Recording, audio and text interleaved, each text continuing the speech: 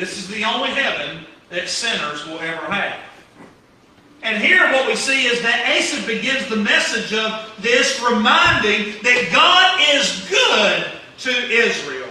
But not only to Israel, but he reminds the reader here that God is good to those who are pure in heart, meaning those who have been transformed by him. God is good to us.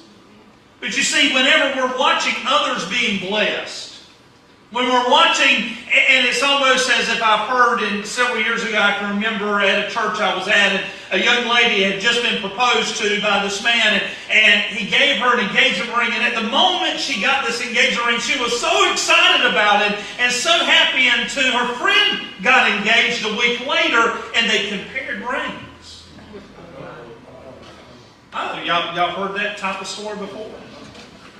You see, after, or variations of it, afterwards, you see, during the moment, she was excited because she was engaged. That ring meant the world to her, but when she saw her friend's ring was larger than hers, then she started to devalue what she was given.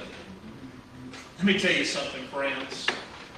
God knows what to give us at the right time. You see, when we start comparing what God has given us to what the world has given to the sinner, then we need to understand is that it will seem naturally that the world is more blessed than we are. In fact, I love what G.K. Chesterton said. He said, there are two ways to get enough. And if you can get this, then it will help you with life. Two ways to get enough. One is to continually to accumulate more and more. The other way is to just simply desire less. There's two ways to get enough. You can have more and more and more and want more and more, or you can simply just say, Lord, I desire less.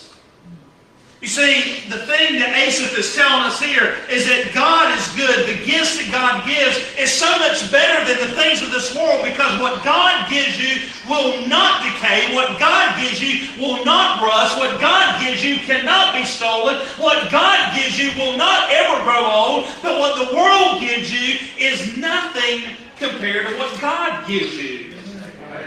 But it is natural to just wonder, why did they seem more blessed than me? And with the creation of social media, how many of you seen on social media people that live fake lives, and they go out and you're like, how can they afford to go do all these things, and I can't even afford to do the very basic, right? Understand, we have to stop comparing our life to what others are going through and doing. In fact, Colossians 3:1-2 says the following in the New Testament. Since then you have been raised with Christ, set your hearts. And may I say this, if I were to translate this into a modern version as well, I would simply say set your hearts, but also say set your eyes. Set your hearts, set your eyes on the thing above and where Christ is, seated at the right hand of God. Set your mind on the things above, not on earthly things.